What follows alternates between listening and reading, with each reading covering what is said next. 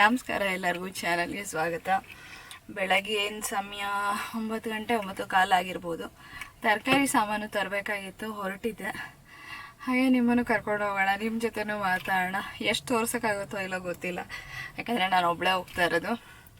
ಒಂದು ಸತಿ ಹೋದರೆ ತರಕಾರಿ ಸಾಮಾನು ಏನಾದ್ರು ಬೇಕಾದರೆ ಸಾಮಾನು ಎಲ್ಲ ತೊಗೊಂಡು ಬರೋಣ ಅಂಥೇಳಿ ಹೊರಟಿದ್ದೀನಿ. ನೋಡೋಣ ನಿಮ್ಗೆ ಎಷ್ಟು ತೋರ್ಸೋಕ್ಕಾಗತ್ತೋ ಅಷ್ಟು ತೋರಿಸ್ತಾ ಹೋಗ್ತೀನಿ.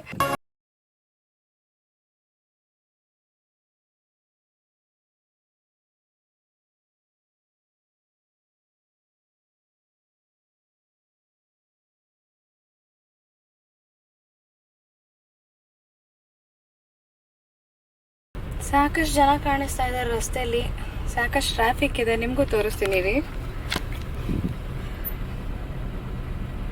ಸಾಕಷ್ಟು ಜನ ಹೊರಗೆ ಬಂದು ಓಡಾಡ್ತಿದ್ದಾರೆ. ಇಷ್ಟೊಂದು ವೆಹಿಕಲ್ ಇದೆ ಅಂತ ನಂಗೆ ಗೊತ್ತಿರಲಿಲ್ಲ. ಲಾಸ್ಟ್ ಟೈಮ್ ಲಾಕ್ಡೌನ್ ಓಪನ್ ಆದಾಗಿಂದ ನಾನು ಹೊರಗೆ ಬಂದೇ ಇಲ್ಲ. ಸಿಗ್ನಲ್ ಬಿತ್ತು, ಹೊರಟೆ ನಾನು.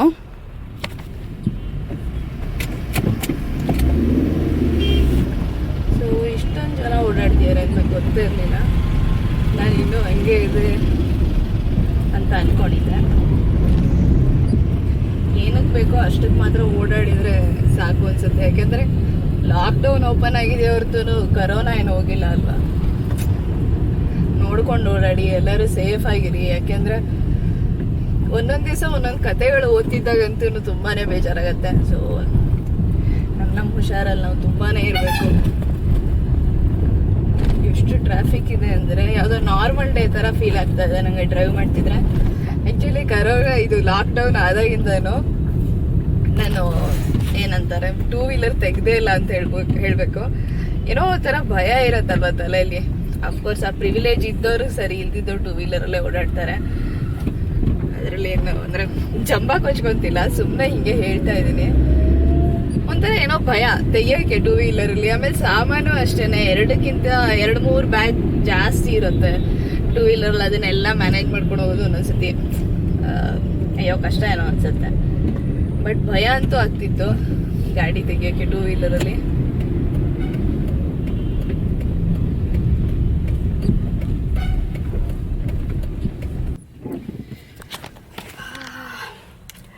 ಓಕೆ, ಹೋಗಿ ತರಕಾರಿ ತೊಗೊಂಡು ಮಾಸ್ಕು ಖಾಲಿಯಾಗಿ ಹೋಗಿದೆ. ಹಾಗೆ ಹೊಲ್ದಿರೋ ಮಾಸ್ಕ್ ಇತ್ತು, ಅದನ್ನು ಕೂಡ ಒಗ್ಯಕ್ಕೆ ಹೋಗಿದೆ. ಸೊ ಅದಕ್ಕೆ ಇವತ್ತು ಇದು ತೊಗೊಂಬಂದಿದ್ದೀನಿ.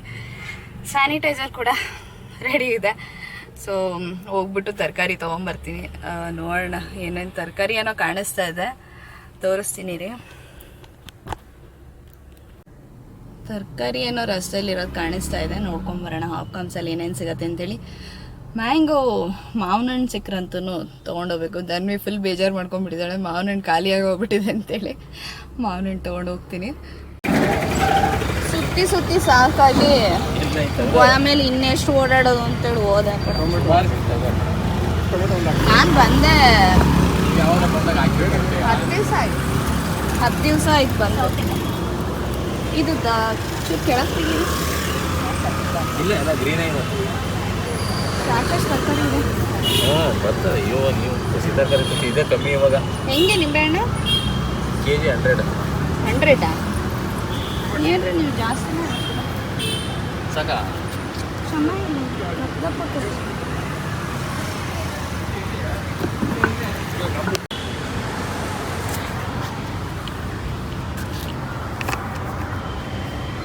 KG box ತಗೊಂಡೋಗ್ರಿ.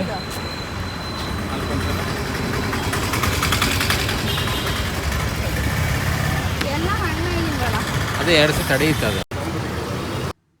ಮನೆ ಬರೋತಿ ಸುಮಾರು 10-10:30 ಆಗೋಗಿತ್ತು. ಬಂದ ತಕ್ಷಣ ಸ್ನಾನ ಮಾಡಿ ತಿಂಡಿ ಮಾಡೋಕ್ಕೆ ಹೊರಟೆ. ಬೋಳು ಅವಲಕ್ಕಿಗೆ ಏನು ತರಕಾರಿ ಏನು ಹಾಕ್ತೀವಿ, ಸುಮ್ಮನೆ ಒಂದು ಒಗ್ಗರಣೆ ಹಾಕಿ ಮಾಡ್ತಾರಲ್ಲ ಆ ಥರ ಮಾಡ್ತಾಯಿದ್ದೀನಿ. ಅವಲಕ್ಕಿನ ಮಿಕ್ಸರ್ನಲ್ಲಿ ಒಂದು ಸ್ವಲ್ಪ ರವೆ ಥರ ತರಿ ಮಾಡಿಕೊಂಡು ತೊಳೆದು ತಕ್ಷಣಕ್ಕೆ ಒಗ್ಗರಣೆ ಹಾಕ್ಬೋದು. ಅದು ನೆನಿಬೇಕು ಅಂತ ಏನಿಲ್ಲ. ಮಾಮೂಲಿ ಒಗ್ಗರಣೆಗೆ ಕಡಲೆಬೇಳೆ, ಉದ್ದಿನಬೇಳೆ, ಸಾಸಿವೆ ಎಲ್ಲ ಹಾಕಿ ಅವಲಕ್ಕಿನ ಒಗ್ಗರಣೆ ಮಾಡೋದು. ಈ ಗೊಜ್ಜು ಅವಲಕ್ಕಿಗೆ ಮಾಡ್ಕೋತೀವಲ್ಲ, ಅವಲಕ್ಕಿನ ರವೆ ಥರ ಮಾಡಿಕೊಂಡು ಅದನ್ನು ನೀರಿನಲ್ಲಿ ತೊಳೆದ್ರೆ ಸಾಕು, ಅದು ಮೆತ್ತಗಾಗೋಗುತ್ತೆ. ಆ ಥರ ಮಾಡ್ಕೊಂಡಿದ್ದೀನಿ. ಇದು ತುಂಬಾ ಬೇಗ ಆಗೋಗುತ್ತೆ ಅಂತ ಹೇಳ್ಬೋದು. ಇದ್ರ ಜೊತೆಗೆ ಬೇಕಾದರೆ ನೀವು ತರಕಾರಿ ಹಾಕೋಬೋದು. ಆದರೆ ಸುಮ್ಮನೆ ಈ ಥರ ಬರೀ ಒಗ್ಗರಣೆ ಹಾಕೋದು ಮಾಡಿದ್ರೆ ಚೆನ್ನಾಗಿ ರುಚಿನೂ ಚೆನ್ನಾಗಿರುತ್ತೆ, ತುಂಬ ಕ್ವಿಕ್ಕಾಗಿ ಆಗುತ್ತೆ ಅಂತ ಹೇಳ್ಬೋದು. ಒಂಚೂರು ಕಾಯಿ ತುರಿ, ಉಪ್ಪು ಹಾಕಿದ್ರೆ ಸಾಕು, ಇನ್ನೇನು ಬೇಕಾಗೋದಿಲ್ಲ. ಒಗ್ಗರಣೆ ಮಾಮೂಲಿ ಸಾಸಿವೆ, ಉದ್ದಿನಬೇಳೆ, ಕಡಲೆಬೇಳೆ ಒಗ್ಗರಣೆ. ಈ ಅವಲಕ್ಕಿಗೆ ಸಣ್ಣಗೆ ಹೆಚ್ಚಿರೋ ಕೊತ್ತಂಬರಿ ಸೊಪ್ಪನ್ನ ಮೇಲ್ಗಡೆ ಖಂಡಿತ ಹಾಕಿ ತುಂಬ ಚೆನ್ನಾಗಿರುತ್ತೆ. ಕಾಯಿ ತುರಿ ಕೊತ್ತಂಬರಿ ಸೊಪ್ಪೆ ಈ ಅವಲಕ್ಕಿ ಒಗ್ಗರಣೆಯಲ್ಲಿ ಮೇಯ್ನ್ ಅಂತ ಹೇಳ್ಬೋದು. ಅವಲಕ್ಕಿ ಫಸ್ಟ್ ಕ್ಲಾಸಾಗಿ ಕಾಣಿಸ್ತಾ ಇದೆ. ಇಲ್ಲಿ ತಂದಿರೋ ತರಕಾರಿನೆಲ್ಲ ನಾನೇನು ಮಾಡಿದ್ದೀನಿ, ತೊಳೆದ್ಬಿಟ್ಟು ಒಂದು ಒದ್ದೆ ಪಂಚೆ ಮೇಲೆ ಹರಿವಾಕಿದ್ದೀನಿ. ಯಾಕೆ ಅಂತಂದರೆ ಇದನ್ನು ವಿನೆಗರು ಉಪ್ಪು ಏನೇ ಹಾಕಿದ್ರು ಕೂಡ ತರಕಾರಿ ಬೇಗ ಕೆಟ್ಟು ಹೋಗ್ತಾ ಇದೆ. ಹಾಗಾಗಿ ನಾನು ಇದನ್ನು ತೊಳೆದ್ಬಿಟ್ಟು ಈ ಥರ ಒಂದು ಒದ್ದೆ ಪಂಚೆ ಮೇಲೆ ಹರಡ್ಬಿಟ್ಟು ಇಟ್ಟಿರ್ತೀನಿ. ಸುಮಾರು 5-6 ಗಂಟೆಗಳ ಕಾಲ ಫ್ರೆಶ್ ಆಗಿರುತ್ತೆ. ಆಮೇಲೆ ಇದನ್ನು ಫ್ರಿಜ್ಜಲ್ಲಿ ಇಡೋದ್ರ ಬಗ್ಗೆ ಯೋಚನೆ ಮಾಡ್ತೀನಿ.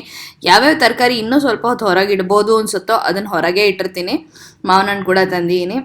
ಯಾವ ಹಣ್ಣು ತರಕಾರಿಗಳು ತೊಳೆದ್ರೆ ಹಾಳಾಗುತ್ತೆ ಅನ್ಸುತ್ತೋ ಅಂಥದನ್ನೆಲ್ಲ ಕ್ವಾರಂಟೈನ್ ಮಾಡೋದು ವಾಸಿ ಅನ್ಸುತ್ತೆ. 1 ದಿವಸ ಅಥವಾ 2 ದಿವಸ ಮಾಡಿ ಆಮೇಲೆ ಬಳಸೋದು ಒಳ್ಳೆಯದು.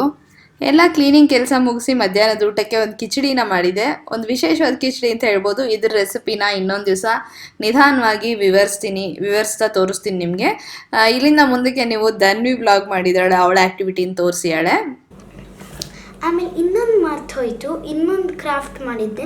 ಇದು ನಾನು ಅಂದ್ಕೊಂಡೆ ಹ್ಯಾಂಗಿಂಗ್ ಮಾಡಬೇಕು ಅಂತ. ನೀವು ಬೇಕಾದ್ರೆ ಇದನ್ನು ಮಾಡಿ ಶೋ ಕೇಸಲ್ಲೂ ಇಡ್ಬೋದು. ನಾನು ಮತ್ತೆ ಇನ್ನೊಂದು ತೋರಿಸ್ತೀನಿ, ಇನ್ನೊಂದು ವೀಡಿಯೋಲಿ ತೋರಿಸ್ತೀನಿ ಹೆಂಗೆ ಮಾಡೋದು ಇದನ್ನು ಅಂತ. But for now I can't do it, sorry. ಇದು ನಾನು ಮಾಡಿದ್ದು ಮೀನು, ಬಾಯಿ ತೆಗ್ತಿದೆ ಇದು. ಸೊ ಇದು ಇಲ್ಲಿ ಇದು ಕಟ್ ಮಾಡಿದ್ದೀನಿ ಸೊ ದಟ್ ಇದು ಮೂವ್ ಮಾಡ್ಬೋದು ಅಂತ. ನಿಮಗೆ ಮೂವ್ ಮಾಡಿದ್ರೂ ಇಲ್ಲಿ ಫೋಲ್ಡ್ ಆಗಲ್ಲ, ಅದೇ ತುಂಬ ಇಂಪಾರ್ಟೆಂಟ್. ಹಂಗೆ ಮೂವ್ ಮಾಡಬೇಕು ಅಂದರೆ ಫೋಲ್ಡ್ ಆಗಬಾರ್ದು ಕೆಳಗಡೆ ಪೇಪರಲ್ಲಿ. ತೋರಿಸ್ತೀನಿ ನಾನು ಆಮೇಲೆ. ಮೊದಲು ನಾನು ಯೂನಿಕಾರ್ನ್ ಪಿಕ್ಚರ್ನ ಪೇಂಟ್ ಮಾಡೋದು ತೋರಿಸ್ತೀನಿ ಮೊದಲು.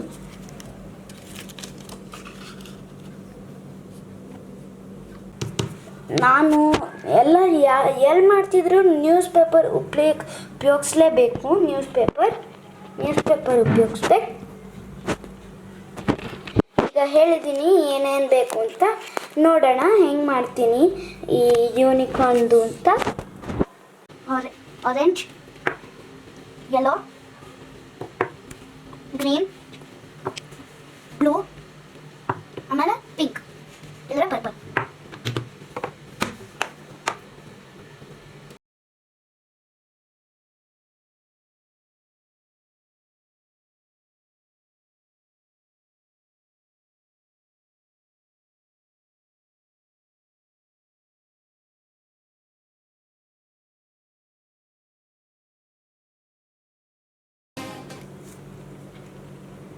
ಈಗ ಯಾವ ಕಲರ್ ಆಗ್ತದೆ?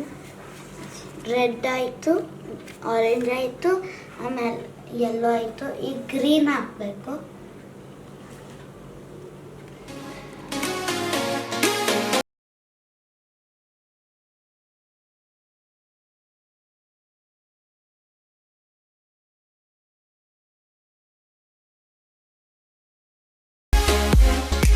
ದೊಡ್ಡಷ್ಟು ತೊಗೋಬೋದಲ್ಲ, ಬೇಗ ಆಗುತ್ತೆ. ಇಲ್ಲ, ಇದಕ್ಕೆ ತುಂಬ ಡೀಟೇಲ್ಸ್ ಇದೆ, ಅದಕ್ಕೆ ಕಷ್ಟ.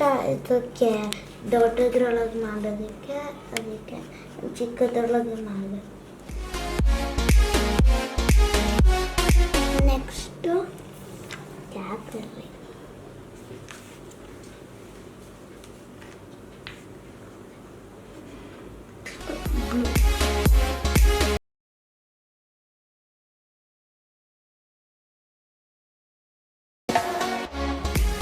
ಈಗ ನಾನು ಆಲ್ಮೋಸ್ಟ್ ಮುಗ್ದಿದೆ.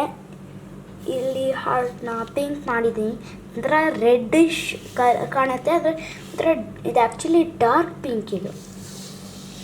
ಸೊ ಇದ್ರದ್ದು ಕೂದಲು ಮಾಡಿದೆ, ತಲೆ ಹಿಂದೆ ಕೂದಲು. ಆಮೇಲೆ ಈ ದೊಡ್ಡ ಹಾರ್ಟ್ ಮಾಡಿದೆ. ಲಾಸ್ಟ್ ಬಿಟ್ಟಿರೋದು ನಾನು ಈ ಚಿಕ್ಕ ಹಾರ್ಟ್ 2, ಆಮೇಲೆ ಇದು ಬಾಲ. ಇನ್ನು ಮಿಕ್ಕಿದೆಲ್ಲ ಆಯಿತು. ಈಗ ಸಾರಿ, ಸಡನ್ನಾಗಿ ಆಫ್ ಆಯಿತು ಕ್ಯಾಮ್ರಾ. ನನಗೆ ತೋರ್ಸೋಕ್ಕಾಗಲಿಲ್ಲ ಪೇಂಟ್ ಮಾಡೋದು. ನನಗೆ ಗೊತ್ತಾಗಲಿಲ್ಲ ಆಫ್ ಆಯಿತಾ ಅಂತ. ಆದರೆ ಈಗ ಪೇಂಟ್ ಮಾಡಾಯಿತು ಈ ಪಾರ್ಟು, ಇದ್ರದ್ದು heart. So next last part ಅದು ಬಾಲ, ಅದರದ್ದು ಬಾಲ. ಆಮೇಲೆ ಅವಾಗ ಇನ್ನಿಕ್ಕಿದ್ದು ಎಲ್ಲ ಆಗ್ಬಿಡುತ್ತೆ. ತೋರಿಸ್ತಾ ಹೋಗ್ತೀನಿ. ಈಗ ರೆಡ್ ಆಯಿತು, ಈಗ ಆರೆಂಜ್ ಮಾಡ್ತೀವಿ. ಈಗ ಆರೆಂಜ್ ಸ್ಟಾರ್ಟ್ ಮಾಡೋಣ. ಆರೆಂಜ್ ಕಲರ್ ಬ್ರಷ್ ಕ್ಲೀನ್ ಮಾಡ್ಕೊತೀನಿ. Second time cleaning. ಆಮೇಲೆ ಒರೆಸ್ಕೊಳ್ಳೋಣ. ಆಮೇಲೆ ನೆಕ್ಸ್ಟ್ ಆರೆಂಜ್ ಪೇಂಟಲ್ಲಿ ಡಿಪ್ ಮಾಡೋಣ. ಡಿಪ್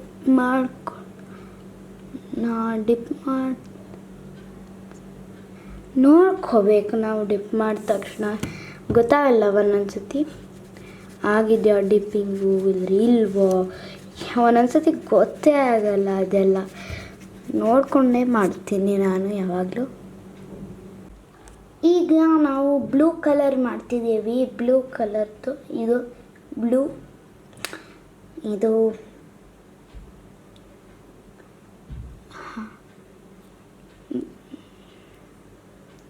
ಬೈ ಮಿಸ್ಟೇಕ್ ಎಲ್ಲ ಮೆಟಲ್ ಪೀಸ್ ಮೇಲೆಲ್ಲ ಹಾಕ್ಕೊಂಡ್ಬಿಟ್ಟೆ ನಾನು, ಸಾರಿ. ಈಗ ನಾನು ಇಲ್ಲಿ ಪೇಂಟ್ ಮಾಡ್ತೀನಿ ಇದನ್ನು ಬ್ಲೂ.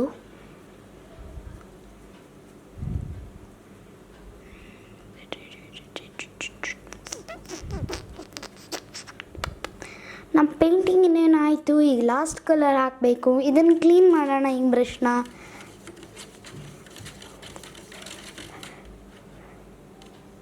ಎರಡನೇ ಸತಿ ಕ್ಲೀನಿಂಗ್, ಆಮೇಲೆ ಒರೆಸೋದು. ಲಾಸ್ಟ್ ಕಲರ್ ಮಾಡ್ತಿದ್ದೀವಿ, ಪಿಂಕ್ ಕಲರ್. ಸ್ವಲ್ಪ ಒದ್ದೆ ಆಗಬೇಕು.